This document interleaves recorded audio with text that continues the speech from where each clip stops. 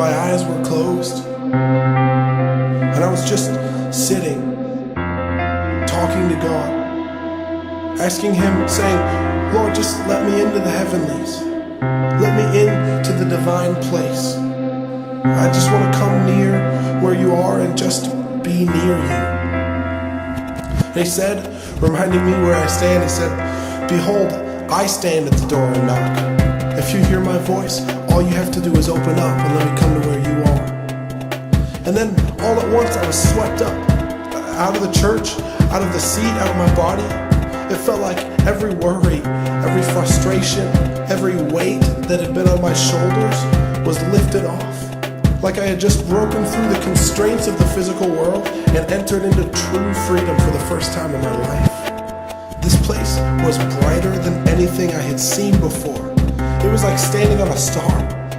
It was more real than I could ever explain. And although I'd never been to this place before, I knew I was home. There was white light all around me, and it took my eyes a minute to get adjusted, but as I finally began to see clearly, I saw one man standing in front of me.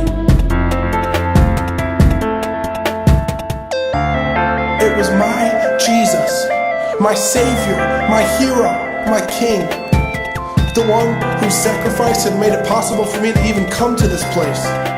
But he had scars. He had deep scars all over his face and neck from where his flesh had been torn and shredded by the crown of thorns and the whip that had struck him for my sake.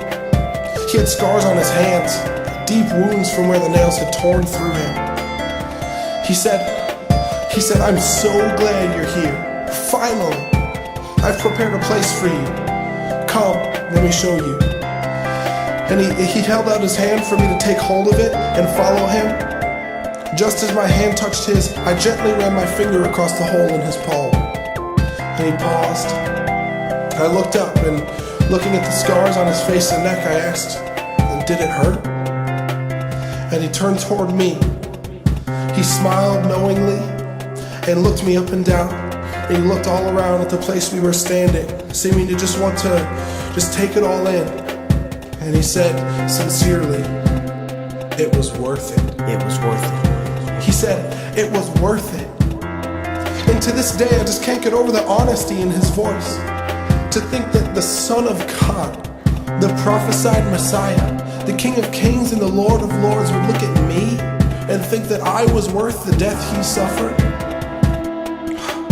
That with every blow, as the nails dug deeper into his hands and his feet, he was crying out, this is worth it. That with every crack of the whip, as it tore flesh from his back, he was crying out, this is worth it. Or that as the rod struck his head each time, driving the crown of thorns deeper into his skull, and as the guards mocked and spit on the Son of God, he would be looking steadfastly at the big picture, with eyes focused and mind made up, simply declaring, you are worth it.